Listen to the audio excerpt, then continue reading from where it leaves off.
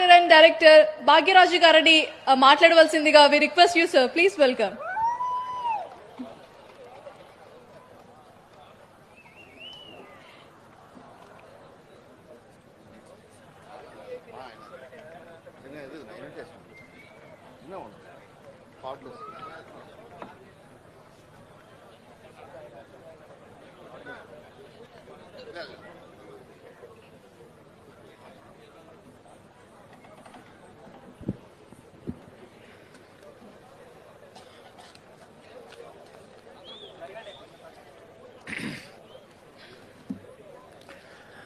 అందరికీ నమస్కారం.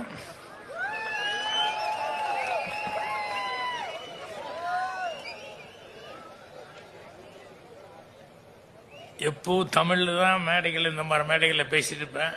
இன்னைக்கு ஃபர்ஸ்ட் டைம் நான் இவ்வளோ பெரிய மேடையில் தெலுங்கில் பேசுகிறேன்.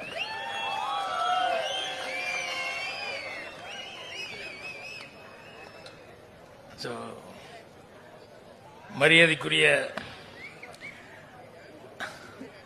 தெலுங்குலேயும் கண்டினியூ பண்ணுறேன். అంటే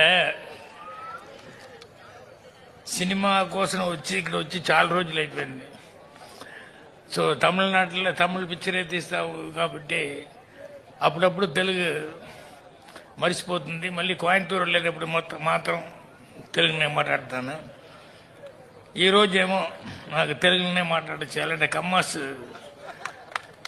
దానికోసం తెలుగునే మాట్లాడుతున్నాను. Respected KGF founder and president Shetty Kusum Kumar గారికి నా నమస్కారం. ఆయనకి హైదరాబాద్ నుంచి చక్రపాణి గారు కలిశారు. ఆయనకు చెన్నై శ్రీనివాస్ గారికి, ఆయనకి మన సినిమాలో ఉండే క్రాకట ప్రసాద్ గారు వాళ్ళకి, ఆయనకి ఇందుకు ముందు చీఫ్ సెక్రటరీ ఆయన తెలుగులో మాట్లాడారు. ఆయనకి విశ్వనాథ్ గారు, మరి సెల్వ పెరుందగై, ఇంకా వాళ్ళందరికీ నమస్కారం. మోహన్ గారు మాట్లాడబోతున్నారు ఇంక మాట, ఆయనకి నా నమస్కారం. మీకు అందరికీ నమస్కారం. చిన్నప్పుడు మేము కోయంబత్తూరులో ఇక్కడ ఉండే వాళ్ళని దేరమ్మ అని చెప్తాము. బట్ ఆంధ్రాకి వెళ్ళిన తర్వాత అది దేరమ్మ కాదు, అమ్మమ్మ. అలా అమ్మమ్మ అంట అక్కడ చెప్తారు.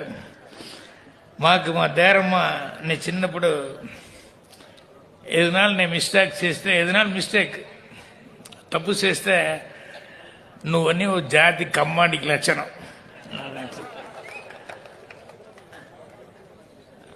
ఇంకో బాలు ఏదైనా మిస్టేక్ చేస్తే, ఏరా ఇది కమ్మాడి చేసే పనా, ఈ మారి అప్పుడప్పుడు నువ్వన్నీ ఓ జాతి కమ్మాడి చేసే పనా అట అని చెప్పేటప్పుడు అప్పుడు నాకు అర్థం కాలే ఏంటింట. ఆయనకి తర్వాత నాకు అర్థమైంది, కమాండ్ అంటే కొంచెం రెస్పెక్ట్గా ఉండాలి.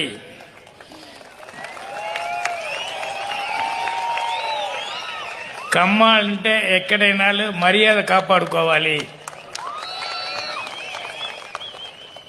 సో అప్పుడు మా అమ్మమ్మ నన్ను తిట్టినప్పుడు నాకు స్కూల్ డేస్ అప్పుడు అర్థం కాలే. తర్వాత కొంచెం అర్థమయ్యేటప్పుడే మనకి ఏం రెస్పెక్ట్ ఉండదు, అది ఎట్ట కాపాడుకోవాలి, ఆ విధంగా మనం నడుచుకోవాలి. మన క్యారెక్టర్ లాగా ఓ కమాండ్ అంటే వాడికి ఒక క్యారెక్టర్ ఉండాలి. అట్లా అదన్నీ నేను అర్థం చేసుకున్నా. అదే మరి మా ఊర్లో ఒక ఆయనకు బాగా డబ్బు ఉన్నది. బట్ ఈ కాలేజీలో వాళ్ళ కూతురు చదివేటప్పుడు కొంచెం ఈ కమ్మనాయుడు అంటే కొంచెం హై క్యాస్ట్లో వస్తుంది, దానికి ఫీజు ఎక్కువ. తక్కువ నాయుడు ఉన్నది ఏదో, అతను ఏం చేశాడు, కమ్మనాయుడు అతను అతను ఏదో తక్కువ ఉండే ఒక నాయుడు పేరు పెట్టి ఆ ఫీజు కోసం అమర్ రాసి చేశాడు. మా అమ్మమ్మ ఎప్పుడు చూడ ఆయన తిట్టిగానే ఉండు, వీడన్నీ ఓ జాతి కమ్మాండా వాడికి కొంచెం కూడా ఇది లేదు, వాడిని గుడిలోకి ఉండకూడదు, వాడికి ఎది పోస్ట్ ఇవ్వకూడదు అట అని చెప్పి ఎప్పుడు చూడు మా అమ్మమ్మ ఆమార్నే తిట్టికూడేది. అదే నేను చదివింది మనీ స్కూల్ కరెస్పాండెంట్స్ అన్ని తెలుగు పీపులే. ఆ హెడ్ మాస్టర్ చిన్నస్వామి నాయుడు, మా హెడ్ మాస్టర్ ఒక డిఫరెంట్ అయిన క్యారెక్టర్. ఏంటంటే అదనాలు కొంచెం లేట్గా స్కూల్కి వెళ్తాను, లేదు ఇన్సైడ్ చేయకుండా బెల్ట్ వేయకుండా లేకుండా స్కూల్ బ్యాజ్ లేకుండా వస్తే ఏయ్ అటని చెప్పి చేయి చూపి మేము 2-3 వస్తే అతను ఎందుకురా ఇన్సైడ్ చేయలేదు అటని చెప్పి అంటే ఆ స్కూల్లో ఓన్లీ కమ్మాళ్ళు వాళ్ళని మట్టు చదవాలి, అన్ని క్యాస్ట్ పీపుల్ ఉంటున్నారు, ఎక్కువ కమ్మాళ్ళే ఉంటున్నారు. సో అందరికీ తెలుగు తెలుసునే ఆయన ఎప్పుడున్నా ఎవరు మిస్టేక్ చేసినారు అతను వచ్చి ఎందుకురా బ్యాచ్ వేసుకోలే, ఎందుకురా బెల్ట్ వేసుకోలే అటని చెప్పి తిట్టేవాడు. పిన్నాళ్ళని కొంచెం బ్రిలియంట్ కదా, వాడిని తక్కువ కమాండ్గానే ఉంటే కూడా నాయుడు తెలుగుని తెలిసి ఉంటే కూడా వాడిని ఏం చేస్తున్నంటే అన్న ఇల్లు నీకు వందుగా అటంటే పొడ పొడ పొడ అటని కమాండ్ అంటే మట్టుదా మా హెడ్ మాస్టర్ తిట్టుతారు. ఎందుకంటే కమాండ్ ఈ మారు ఉండకూడదు, కమాండ్ కరెక్ట్గా ఉండాలి అటని చెప్పి దాని నుంచి ఆ స్కూల్లో చదివే వాళ్ళ ఎక్కువ పిల్లలు హెడ్ మాస్టర్ పిలిస్తేనే తెలుగు తెలిసిన వారినే చూపించుకోరు, తెలుగు తెలిసి ఉంటే కూడా. మా హెడ్ మాస్టర్ క్యారెక్టర్ అంటే ఎలా ఉండాలి అంటే ఆయన కూడా చాలా ఇది చేసేవారు. ఆయనకి నేను చదివేటప్పుడు నాకు చాలా ప్రౌడ్గా ఫీల్ అయిన మ్యాటర్ ఏంటంటే మన కోయంబత్తూరులో కోయంబత్తూరులో ఎక్కువ మిల్లు ఉన్నది. లక్ష్మీ మిల్స్ నుంచి ఎల్కేజీ నుంచి గోపాలకృష్ణ మిల్లు అన్నీ అందరూ నాయుడే, కమ్మస్ నాయుడే. అక్కడ ఆ క్యాస్ట్ చూడకుండా అందరికీ కాలేజీలో సీట్ ఇచ్చేవాళ్ళే, అందరికీ స్కూల్లో సీట్ ఇచ్చేవాళ్ళే. అదే మిల్లులు కూడా వర్క్ చేసేదానికి అన్ని క్యాస్ట్ పీపుల్కి మన ఆ నాయుడు పీపుల్ అంటే అంత హెల్ప్ ఉండేవాళ్ళు. అది అందరికీ చాలా ప్రౌడ్, చాలా హ్యాపీ ఫీల్ అయ్యాం.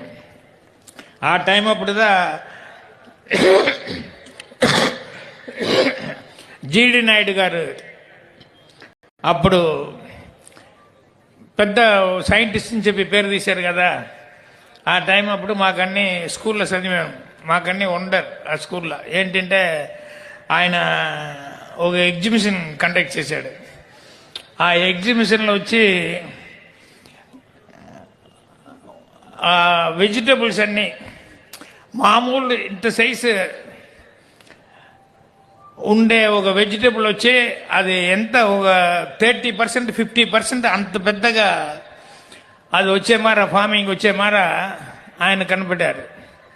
అది అందరి ఆ ఎన్నో ఆ సైంటిస్ట్గా ఏదేదో చేశారు. ఆయనకి వాళ్ళ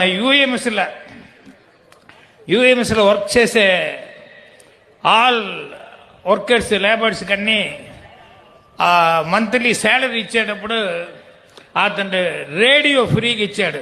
అప్పుడు రేడియో వచ్చిన కొత్త, రేడియో అంటే కాస్ట్, బట్ ఆయన రేడియో ఫ్రీగా ఇచ్చాడు. జీడి నాయుడు గారు కొత్తగా ఇన్వెస్ట్మెంట్ ఏమేమో సైంటిస్ట్ కాబట్టి ఏదో ఇచ్చేసాడు. ఆయన ఒక ఎగ్జిబిషన్ కండక్ట్ చేశాడు. ఆ ఎగ్జిబిషన్లో వచ్చి 60 years ముందే ఆ ఎగ్జిబిషన్లో ఇప్పుడు మనకేదేదో కొత్తగా ఇప్పుడు సైన్స్ ఇంప్రూవ్మెంట్ వచ్చింది, అవన్నీ వచ్చింది. అప్పుడే ఆయన ఒక బోర్డు పెట్టాడు. ఏంటంటే అక్కడ ఉండే షాపింగ్ ఒక 100 షాప్స్ దగ్గర ఉండు, వెరైటీ షాప్స్. అక్కడ వచ్చి ఎవరు எதையுமே దొంగతనం செய்ய முடிஞ்சது, திருட முடியாது அட்டான்னு చెప్పి ఒక అనౌన్స్మెంట్.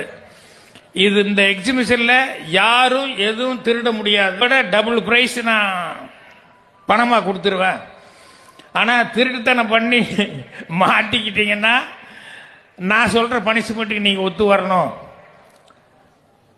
ఆ மாதிரி ఒక బోర్డు పెట్టి కండక్ట్ చేశారు.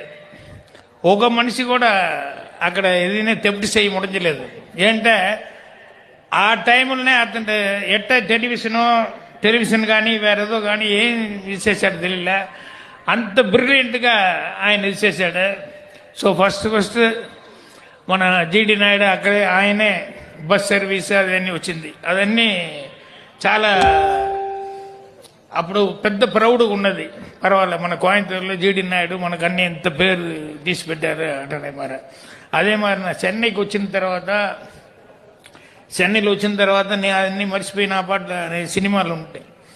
అప్పుడు మధ్యలో ఒక రైటర్ని కలిసా నేను, కి రాజనారాయణన్ అటని చెప్పి ఒక రైటర్. ఆయన రైటర్గా నాకు తెలుసు, చాలా తమిళ బుక్ రాశారు, కరిసెల్ కాటు కడితంగల్, ఇంకా వేరేదో బుక్ అన్ని రాశారు, గోపాలపురత్తు మక్కళ్ అటని చెప్పి. ఆయనకి నేను భాగ్య బుక్ స్టార్ట్ చేసి రన్ చేసి ఉండేప్పుడు ఆయన అంత పెద్ద రైటర్ కదా, మంచి రెస్పెక్టబుల్ పర్సన్ చెప్పి నేను భాగ్య కోసం ఒక స్టోరీ మీరు రాయాలి అటని చెప్పి అడిగా. సరేని చెప్పి అతను భాగ్యాల ఒక స్టోరీ రాశాడు. ఆయనకి ఒకసారి ఇంటికి రండి, అప్పుడే నాకు తెలుసు ఏంటంటే ఆయన కమ్మ, ఆయన తెలుగు అటనేది అంతవరకు నాకు తెలియదు. ఆయన ఒక రైటర్ అంతే తెలుసు. సో ఇంటికి వచ్చినప్పుడు ఒక కామెడీ జరిగింది. ఏంటంటే వచ్చి రెండాండు కూర్చోబెట్టి తాగేదని నీళ్ళు ఇచ్చి, నేను పూర్ణిమ దగ్గర ఉండా. ఆయనకి అప్పుడుదా ఇల్లు కొత్త కట్టుండాం, ఆయనకి కూర్చోండి అటని చెప్పి మాట్లాడినప్పుడు అతను కి రాజనాయ్ గారు నా దగ్గర అడిగారు, మన ఇంటి పేరు ఏం తంబు అటన్నాడు. నేను అట్టా చూసా, నాకు చెప్పి మన ఇంటి పేరు ఏంటి అన్నాడు. నేను కొత్త కట్టిన ఇల్లు ఇంకా ఇంటి పేరు పెట్టలేదు అట్లా అని చెప్పిన వెంటనే పూర్ణిమని చూసింది. పూర్ణిమ నాకైనా కొంచెం తెలుగు తెలుసు. పూర్ణిమ ఆమంగా ఉన్న వెకిల అన్న దాంట్లోకి మా అన్న కూతురు వచ్చా, మీకు తెలియదు పాపాయికి తెలుసు అటని చెప్పి, ఏమో మన ఇంటి పేరు ఏమి అటని చెప్పి అడిగితే, దానికినక మా అన్న కూతురు ఆమె చెప్పిన దానికినకదా, ఓ ఇంటి పేరు అనేది చాలా ఇంటి పేరు ఉన్నది, లేట్ అయిపోయింది అదని తెలిసింది. సో ఈ మార ఆయనకి ఆ రాజనారాయణ గురించి, ఆయన బుక్ అనే గురించి నాకు చాలా హ్యాపీ ఫీల్ అయ్యా. ఆయన తెలుగువాడు తమిళ్లో ఇంత గొప్ప బుక్ అన్ని రాశాడు అనేది నాకు చాలా హ్యాపీగా ఫీల్ అయ్యా. అదే మరి బిగినింగ్ డేస్లో నేను చెన్నైకి వచ్చినప్పుడు గంగుస్వామి నాయుడు గారు వచ్చి ఈ మార కమ్మాస్ వాళ్ళన్నీ పిలిచి ఒక మీటింగ్ అన్ని పెట్టారు. ఆ మీటింగ్ అన్ని అటెండ్ చేశాను. అప్పుడు నాకు ఆయన అందరినీ ఈ మార యూనిటీ చేసి ఇది చేయాలని చెప్పి ఆయన చాలా ఇంట్రెస్ట్ తీసుకున్నారు. బట్ అది కరెక్ట్గా జరగలే. బట్ ఇవాళ నాకు గంగస్వామి నాయుడుని అంత కష్టపడింది. ఇవాళ మన జట్టి కుసుమ్ కుమార్ గారు వచ్చి ఇంత పెద్ద ఆర్గనైజేషన్ అది చేసి మానాడు మారి చేసింది నాకు చాలా హ్యాపీగా ఉన్నది, ప్రౌడ్గా ఉన్నది. మన ఏం అడుక్కోవాలి, మన కోరిక పెట్టాలనేదని వచ్చి మన అడగాల్సిందిలే. ఇప్పుడు ఇందుకు ముందు మాట్లాడిన కాంగ్రెస్ పీపుల్ వాళ్ళనే చెప్పారు, మీ స్ట్రెంత్కి మీరు ధారాళంగా ఎదగాల్సిన అడగచ్చాడంట. మన వాళ్ళు బాగుండేదానికోసం కండిప్పుగా అది జరగాలి అని చెప్పి కోరుకుంటున్నా. థ్యాంక్స్.